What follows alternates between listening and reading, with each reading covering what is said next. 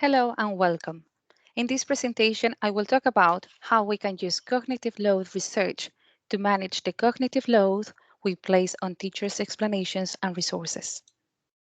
Some years ago, I read this tweet, and if I'm honest, I felt threatened by it. First, because I am a teacher, and second, because I didn't know anything about Sweller's cognitive load theory.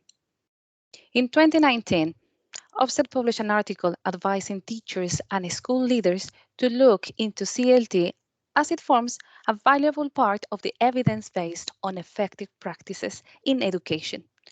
Ofsted highlighted that CLT is a well established theory with over 30 years of research. And the Education Endowment Foundation in 2021 encouraged teachers to learn more about CLT as it offers robust evidence that reveals something fundamental about memory, learning, and the brain. CLT findings have helped teachers reflect on how students learn and how we can facilitate learning. These findings have been discussed in staff rooms and teachers' forums.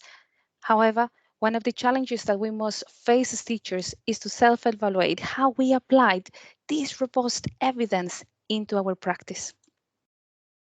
Cognitive load theory aims to explain the process of thinking and remembering. The findings show how information is processed in the working memory, where small amounts of information are stored for a very short time, to the long-term memory, where large amounts of information are stored in schemas, which is a system for organizing and storing knowledge. In the 80s, Sweller identified three distinct types of cognitive loads. The intrinsic load on the working memory is necessary for learning, but potentially harmful. This load refers to the complexity of the new information that cannot be modified or simplified. The extraneous load is caused by unnecessary or distracting information that is not essential to the learning of the target information. Finally, germane load is the load specifically used for developing knowledge in the long-term memory. CLT states that working memory plays an important role in the learning process. However, if we not carefully manage the cognitive load in our explanations, it can result in information getting lost. In terms of teachers' explanations, Soler highlights that when explaining new materials to students, information structures that require learners to unnecessarily split their attention between multiple sources of information or assimilate redundant material can impose an excessive cognitive load that interferes with learning. Merenboa and Kirchner note that when designing materials or giving explanation, there is a need to fully integrate support for novice learners with the task environment.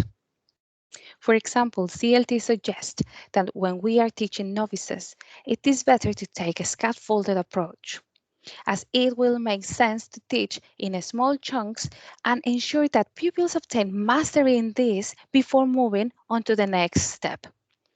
Rosenshine's second principle of instruction also suggests that by breaking down a task into small sequential steps, students are less likely to experience a cognitive overload as they are not having to pay attention to too much information at once.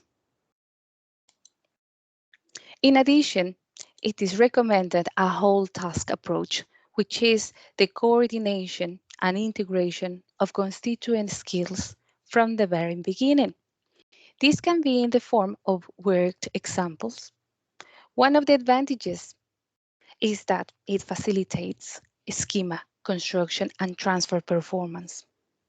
Rosenshine's fourth principle of instruction also supports this approach as this frees up space in the student's working memory. To support the teacher's explanations, the Great Teaching Toolkit advises to do differentiated questioning, eliciting explanations, justifications, and reflections for a student's answers to promote hard thinking.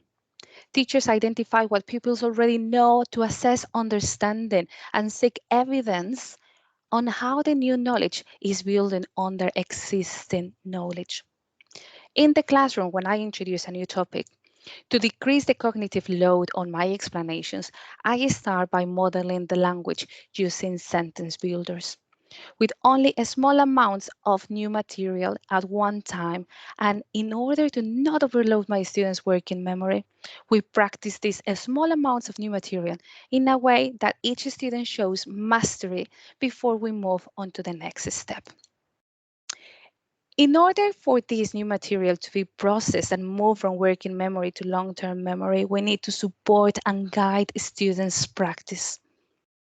I use worked examples with my GCSE students, modeling step by step how to write essays. First, I demonstrate how to write each paragraph. Then, together, we work on a couple of essays. And finally, they work on their own essays under my supervision. These waggles, or what a good one looks like, provide finished products to students and model the correct answer.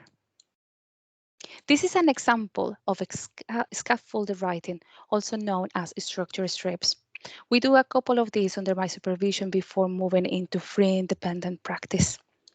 In this final stage, students spontaneously produce in written or spoken form an answer for a task. Thank you very much for your attention. I hope you found this presentation useful.